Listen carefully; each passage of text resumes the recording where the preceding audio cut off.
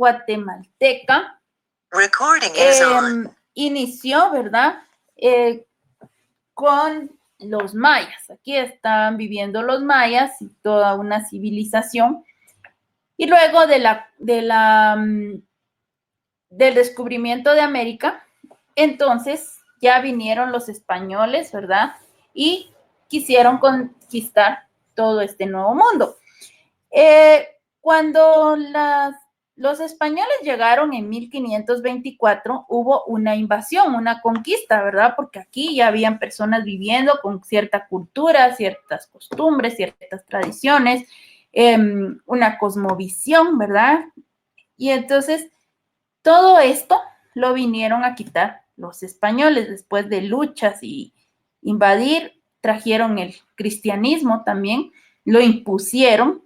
Y aparte, algo más que impusieron fue que todos tenían que hablar español, ¿sí? No importaba si aquí hubieran 22, 24 idiomas como hay ahora, ¿verdad? Diferentes idiomas, todos tenían que tener español. O sea que les quitaron, les robaron su identidad, ¿verdad? Entonces, de esta invasión, que hicieron los españoles y ahora es lo que conocemos como nuestro territorio, ¿verdad? Nuestro territorio guatemalteco. Y se dio mestizaje porque vinieron los españoles y se mezclaron con las personas que estaban acá. Y también se dio este mestizaje entre colonos peninsulares y los habitantes nativos de la región, quienes constituían un amplio abanico étnico. Y desde entonces tenemos este país multiétnico, ¿verdad? Y estos fueron, también habían migraciones de grupos humanos, como los garífunas, ¿verdad? Son descendientes de africanos que venían y naufragaron y entonces llegaron a ciertos lugares, ¿verdad? Por Centroamérica, todo lo que estuviera conectado con el océano, y ahí fue donde se originaron los garífunas. Con la conquista española, el proceso fundacional, o sea que fundaron, ¿verdad? Poblados tantos españoles como indígenas, y esto ocurrió en el siglo XVI. Esto estuvo a cargo de la mayoría, o sea, en su mayoría por órdenes religiosas, como les digo, con la idea de cristianizar, ¿verdad? Y creer solo en un Dios, y la Iglesia Católica vino y quería colocar entonces quería imponer esta religión, ¿verdad? No importaba si ellos tenían otras creencias, otra religión, sino que lo que se impuso fue la religión católica. También siguieron el modelo de cuadrado como un tablero de ajedrez. Siempre las ciudades en el centro, la plaza, ¿verdad? Y todo lo más importante del lugar. Y en lugares llanos, no muy lejos de donde habitaban donde habitaban los indígenas, para tenerlos controlados también. Base económica de los españoles, como base económica se instauró la encomienda. Este era un régimen fundamental de un sistema señorial que intentaba establecer los conquistadores en sus nuevas colonias. Recordando un poco, ¿verdad? Esta encomienda se trataba de que decían, ¿verdad? Que los indígenas no podían como subsistir por ellos solos y necesitaban un cuidador, y aparte tenían que trabajar, ¿verdad? Tenían que trabajar sus tierras, y entonces eran como encomendados, por eso se llaman los encomendados, porque tenían que dar de lo que ellos cosechaban, sembraban, cosechaban, tenían que dar como un tributo.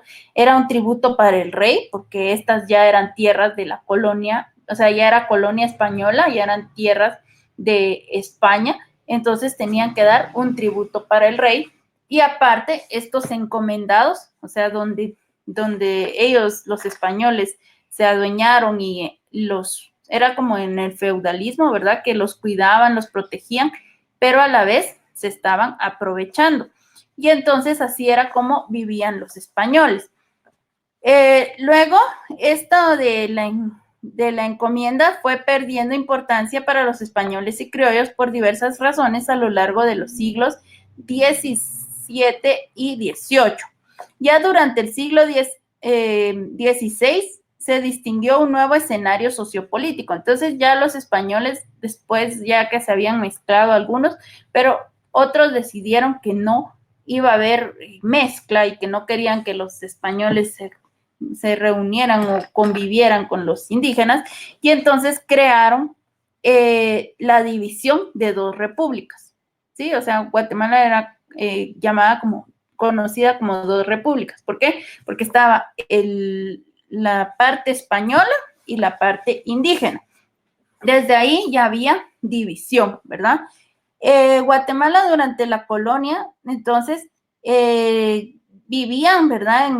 En un lugar los españoles, y en el cual convergían varios sectores étnicos. Los españoles se concentraron en la capital y algunos poblados cerca de sus haciendas, y con ellos los afrodescendientes, no muy numerosos, y los mestizos, los indígenas, vivían en sus pueblos, y se llamaba el pueblo de indios, en los que no podían residir, o sea, no podían vivir ahí españoles o criollos. O sea, si ya eran nacidos aquí, ¿verdad? O sean mestizos o hijos de españoles, pero nacidos aquí, por eso se llaman criollos, nacidos en Guatemala, entonces vivían aparte que los indígenas. También con el tiempo la realidad sobrepasó los límites impuestos, ya que en un primer momento los grupos se fueron mezclando poco a poco, sobre todo en las principales rutas comerciales o en los pueblos que eran cabeza de corregimiento o alcaldía mayor. Y lentamente se fue asentando una población no solo española, sino también mestiza y de castas que con el tiempo fue creciendo.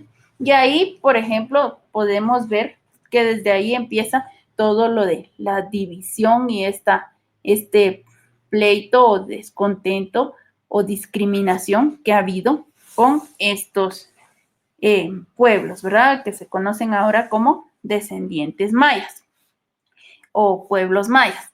Solo que en América los afrodescendientes y los indígenas ocuparon los niveles inferiores de la sociedad. O sea que este sistema social de clases sociales y todo también estaba en España o en Europa, en todo el mundo, ¿verdad? Pero aquí los que tenían altos cargos o niveles altos en la sociedad eran los españoles y todos los que les decía, los criollos y los mestizos, ¿verdad? Y todos los afrodescendientes e indígenas estaban en los niveles inferiores de la sociedad, y los peninsulares o sus descendientes directos ostentaban las posiciones más elevadas. La estratificación social se complicó por el mestizaje, o sea, después de esto también empezaron a mezclarse más, ¿verdad? Se enamoraban, se casaban, tenían hijos, y entonces ya surgieron capas indefinidas en su reconocimiento y ubicación, porque la idea era tener como que los españoles aquí y los criollos, ¿verdad? Y los indígenas por otro lado, pero de todas maneras se fueron mezclando. A final de la colonia se puede distinguir entonces en Guatemala tres clases sociales. El alto, nivel alto, que lo conformaba la clase que se subdividía entre la capital y los principales centros urbanos del país, y un estrato medio que se subdividía. O sea, esta clase media o estrato medio se subdividía en clase media ilustrada, que eran todos los profesionales, y también comerciantes, artesanos, que conocían algo que podían hacer, ¿verdad? Tenían un oficio, las cuales se podían confundir con la clase alta, y otro estrato es el medio general común. Y en el último peldaño se encontraba una masa baja o popular. Entre ellos se distinguían a los ladinos o mestizos y a los indígenas. Los primeros estaban más incorporados, o sea, los ladinos estaban más incorporados al sistema urbano de la estratificación, y los indígenas vivían fundamentalmente en zonas rurales donde estaban sus comunidades, ¿sí? Y si se dan cuenta, conociendo un poco esta historia, podemos comprender por qué existe tanta división en Guatemala. Muy bien, esto fue desde que llegaron los españoles y toda la colonia, ¿verdad? O sea, toda la época en que fue, la época colonial, ¿verdad? O sea, que éramos colonia española. A partir de esto, ¿verdad? Ya después de la independencia, y la independencia surgió porque la idea es que muchos, o sea, como les decía, tenían que enviarle tributos al rey, ¿verdad? Porque esto era parte del rey. Entonces empezaron con la idea de que, ¿por qué tenemos que depender de un rey, ¿verdad? Y aparte ya otros países estaban independizando, entonces esta idea también surgió para que en Guatemala pasara lo mismo. Y entonces ya se independizó Guatemala, ¿verdad? Ya no quisieron ser colonia española, sino que ya ser independientes. Después de eso, también aquí había como ideales conservadores y liberales. Estos conservadores y liberales eran las personas que, a pesar de la independencia, se llamaban conservadores porque querían seguir con todas las ideas que tenían cuando estaban dependiendo del rey de España. Y los liberales querían terminar con esto. Y entonces la mayoría del tiempo, o sea, después de la independencia hasta 1871, fueron los conservadores los que iban gobernando, porque como ya eran independientes, ya no dependían de la monarquía, o sea, de este rey de España, entonces ya empezaron a haber presidentes.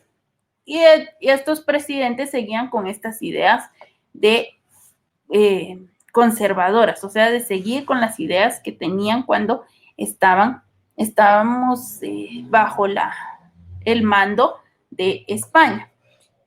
A partir, ¿verdad? En 1871 hubo una revolución que se conoce, ¿verdad? Como Revolución Liberal, y por eso se conmemora o es feriado el 30 de junio, ¿verdad? Entonces ese día fue esa revolución, la cual comprende, ¿verdad? Esta reforma liberal, o sea, estos cambios que hubieron ya cuando llegaron al poder gobiernos liberales, fue de 1871 a 1885.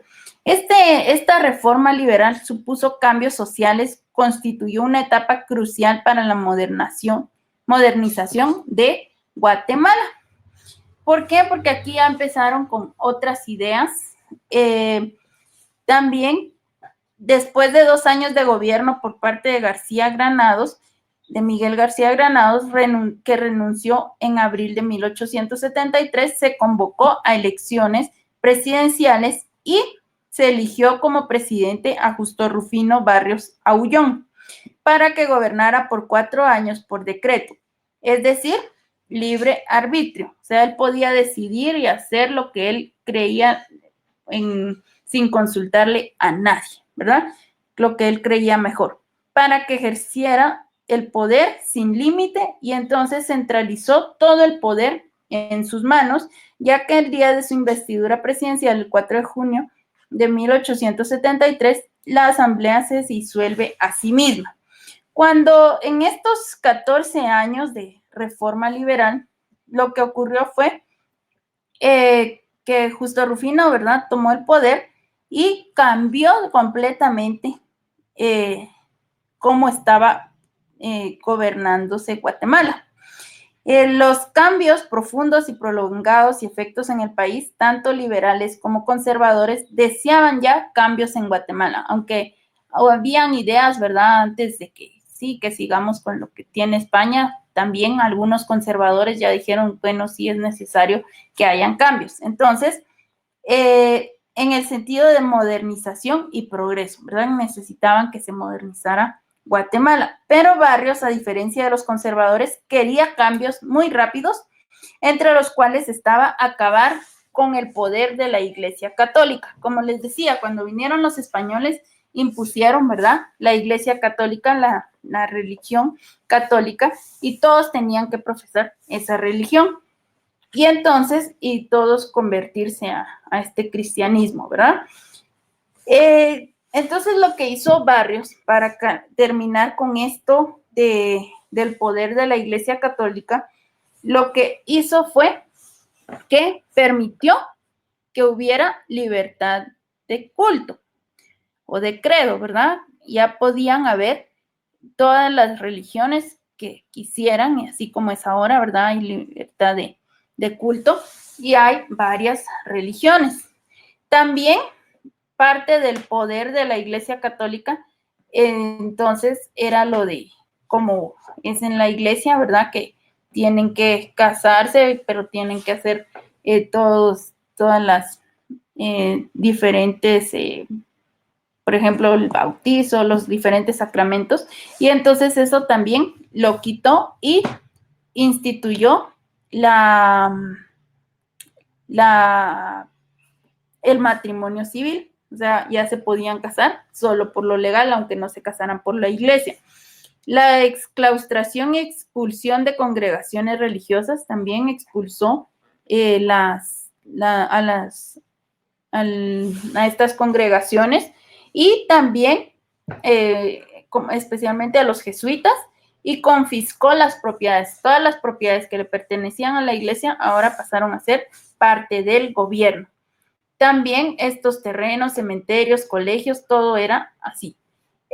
La imposición del matrimonio civil, como les decía, y se legitimó, o sea que se legalizó el divorcio también.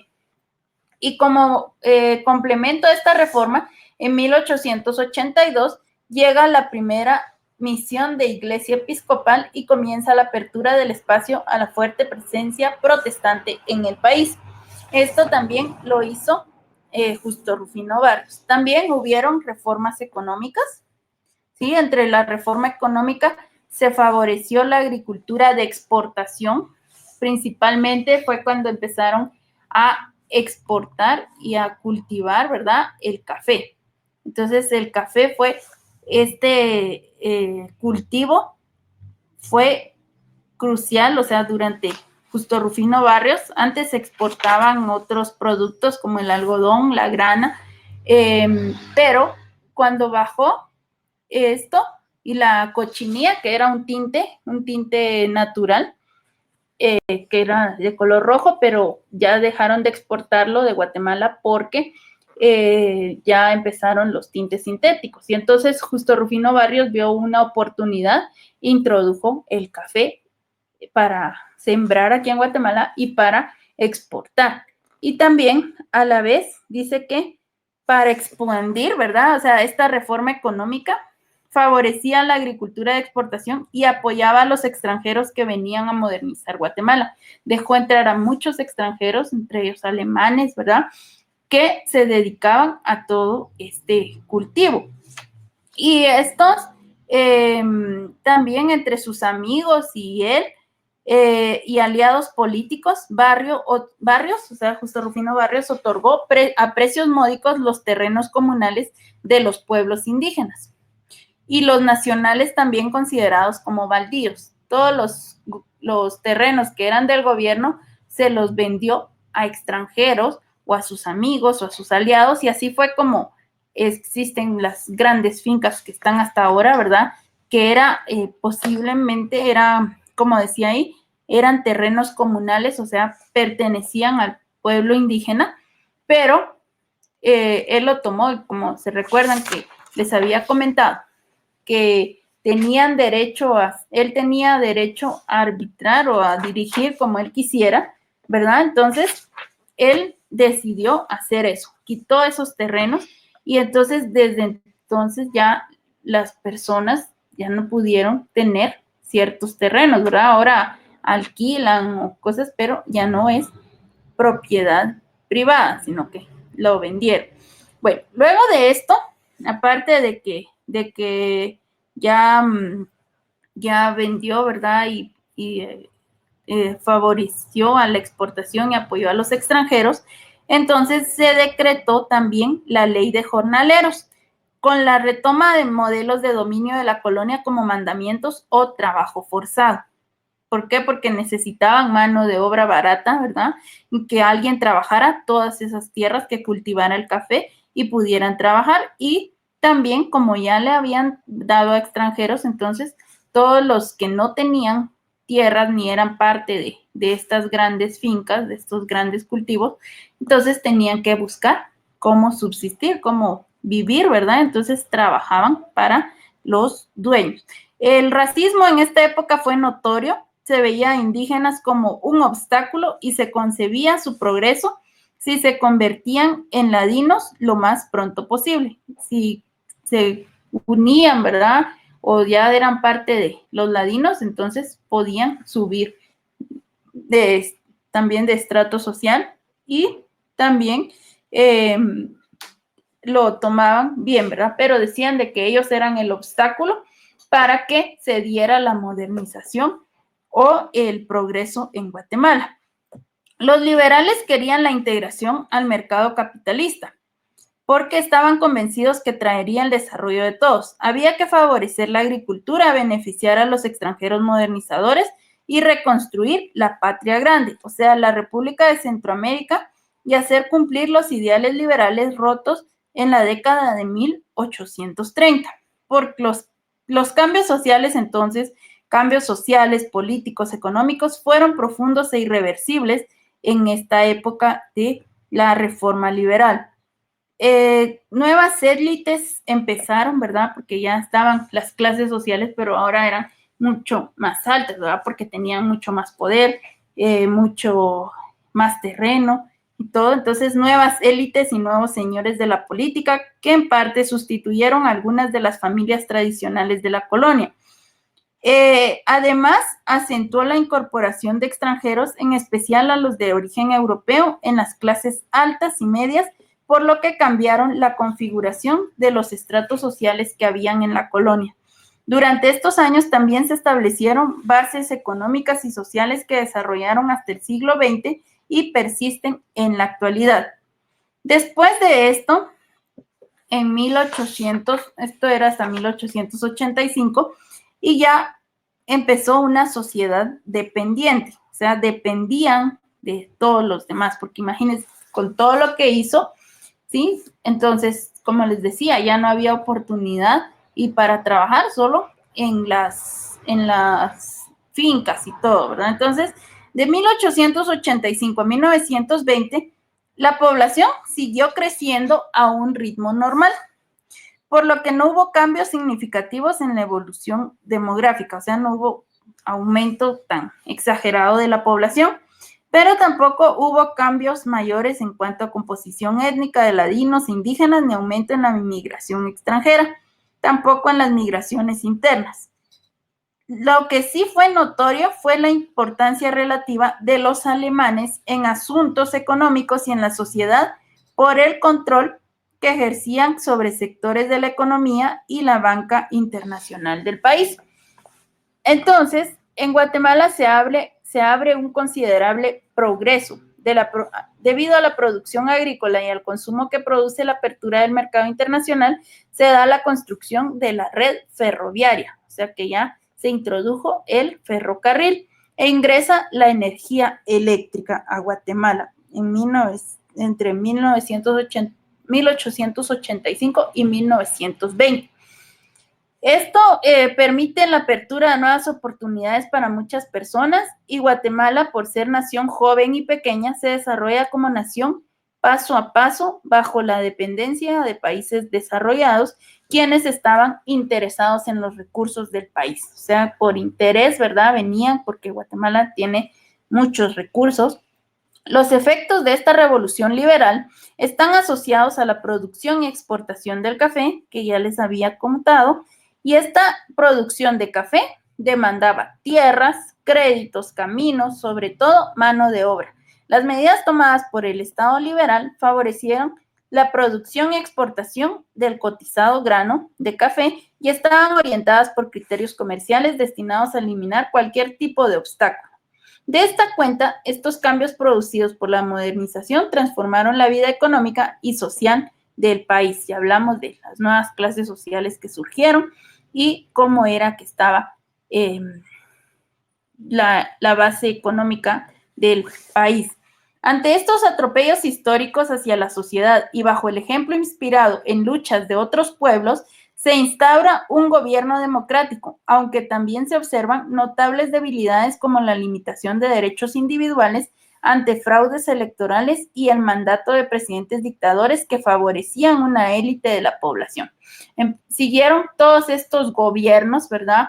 Y estos gobiernos solo buscaban su interés, buscaban solo su beneficio y favorecer a unos cuantos, no buscaban favorecer a todos los guatemaltecos.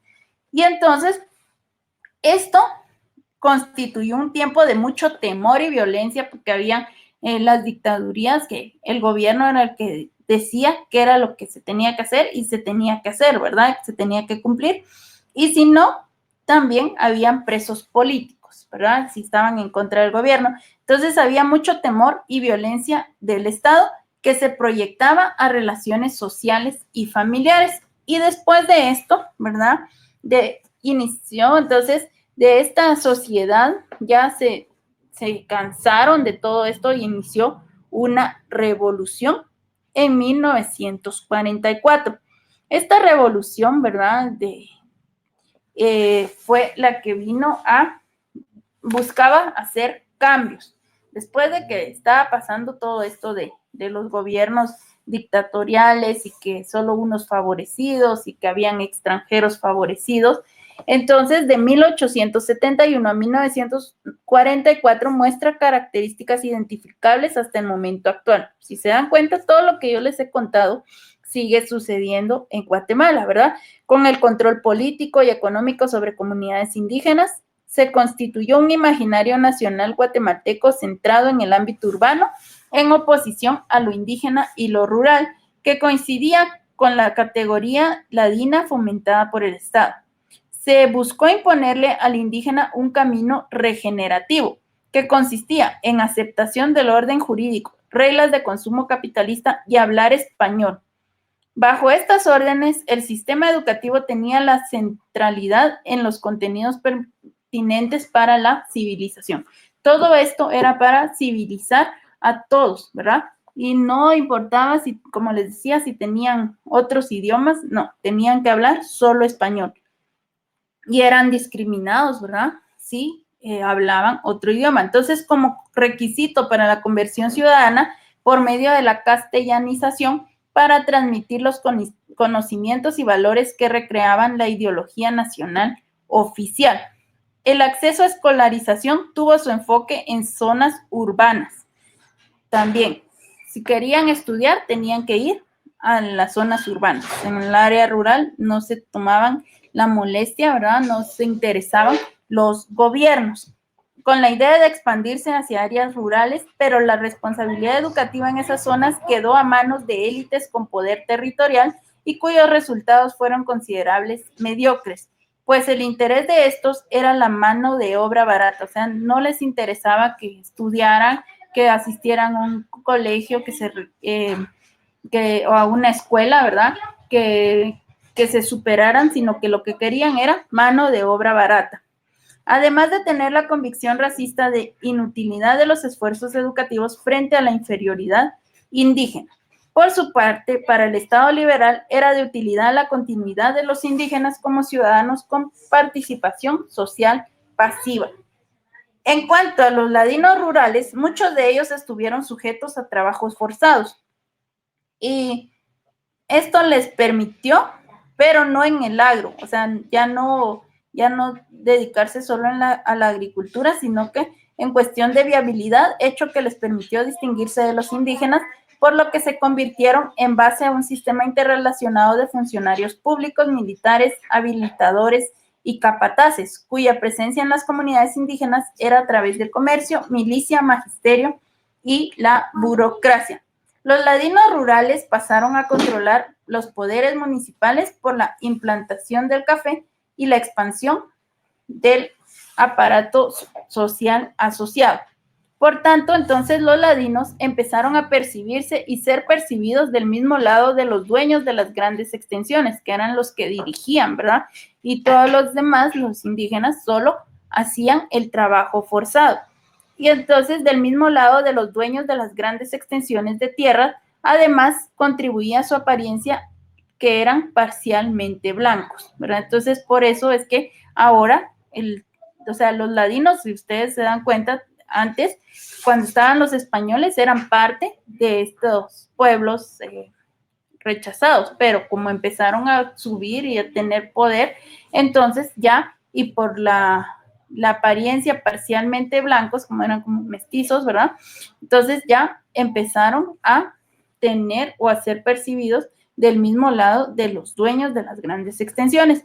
Y así fue como empezó también esta clase media que conocemos ahora, donde estamos todos los profesionales, ¿verdad? Los que se dedican, o los comerciantes. No existía un desafío de la jerarquía racial y esto reforzó entonces la diferenciación étnica. Y así fue como se dieron todas las 4 etnias que están ahora, ¿verdad? Los xincas, los garífunas, los ladinos y los mayas. Los ladinos nunca habían sido un sector unificado, pues en la época colonial eran conocidos como mestizos o castas, lo que les caracterizaba por la heterogeneidad de sus miembros. Con el tiempo fueron conformando las crecientes capas medias urbanas y el indígena quedó reducido casi solo al altiplano, incluido las Verapaces, y una de las consecuencias fundamentales del triunfo liberal fue el desaparecimiento de los criollos, quienes se diferenciaban a sí mismos del resto de guatemaltecos, pero estaban unidos social y económicamente a las oligarquías, o sea, a los de clase social alta. Muy bien, entonces, como les digo, esta ha sido la historia, ¿verdad? Y luego de esto, entonces, como les decía, ya hubo una revolución con todo lo que estaba pasando en Guatemala y la realidad histórica, ¿verdad? Que se caracterizaba por tener personas privilegiadas en sistemas económicos que beneficiaban solo a ciertas regiones y estratos poblacionales, a comparación de otros. Entonces sí existía demasiada desigualdad, por lo que esta desigualdad, ¿verdad? En las capas de la sociedad, abusos, atropellos producidos por diferentes gobiernos ocasionaron varias reacciones en los sectores sociales oprimidos. Y todos los oprimidos, ¿verdad? Entonces, este gobierno, hasta Jorge Ubico, que es donde terminó este gobierno liberal, dirigió al país con formas de gobierno consideradas excluyentes y estancó la economía de exportación por un largo periodo de tiempo. También, aparte que la vida social y política del país estaba sofocada por más de una década, con los efectos producidos, ¿verdad? Porque en esa época ya era, a causa de la Segunda Guerra Mundial, surgió la necesidad de un cambio de régimen y en 1944 hubo una revolución. Todos los profesionales, todos los estudiantes, maestros y de todos los sectores que estaban relegados, ¿verdad? Hicieron una revolución que fue una serie de hechos que configuraron una cadena de eventos que llevaron a grupos sociales a la lucha armada tras la caída del general Jorge Ubico. Aconteció, ¿verdad? O sea, con esta revolución empezaron estos movimientos y Jorge Ubico finalmente renunció en julio de 1944. Esto era tras la caída de este general, aconteció una lucha para conseguir el poder y el movimiento popular, con el apoyo del pueblo, logró derrocar al general Ponce, que había quedado en lugar de Jorge Ubico, que seguía con las ideas de represión y todo esto. Entre 1944 y 1954, periodo conocido como Primavera Democrática, porque duró 10 años este nuevo gobierno, ¿verdad? Esta nueva lucha, el movimiento popular que decía, y se llama Primavera Democrática, porque en realidad en esos 10 años, o otros lo conocen como los 10 años de primavera en Guatemala, que es cuando Guatemala empezó a buscar igualdad y todo esto, desde que derrocaron a Ponce Valles.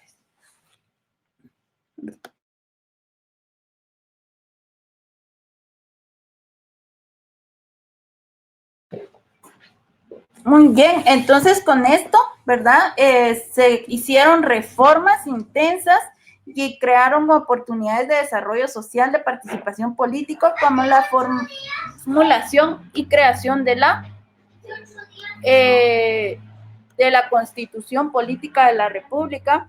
Se buscaba que todos fueran iguales, que todos tuvieran derechos. También y Jacobo Arbenz fue el que instituyó todo esto, o sea, hubieron varios gobiernos, una junta revolucionaria, después Jacobo Arbenz, y ya instituyeron, como les decía, la Constitución Política de la República, quitaron las tierras que les habían dado a los extranjeros y las tierras que estaban ociosas, o sea, que no se usaban. Eso era una reforma agraria, que así se llama, que querían que devolverle a las personas y repartir todas esas tierras que no se estaban usando, el gobierno las iba a comprar a los dueños, ¿verdad? Porque hicieron primero un censo y vieron qué tierra usaban y todo, y luego ellos intentaron comprarlo por el precio. Muy bien. Entonces, chicos, ahí quedamos. Espero que les haya gustado, interesado la historia de Guatemala y luego puedan hacer su línea de tiempo, ¿verdad? Cualquier duda, estoy para servirles y la asistencia, no se preocupen, aquí ya tomé captura de pantalla y entonces ya sé quiénes son los que estaban conectados. Nos vemos la siguiente semana. Que tengan muy buena tarde. Adiós, mis feliz tarde. Gracias, adiós, cuídense. Adiós. Adiós.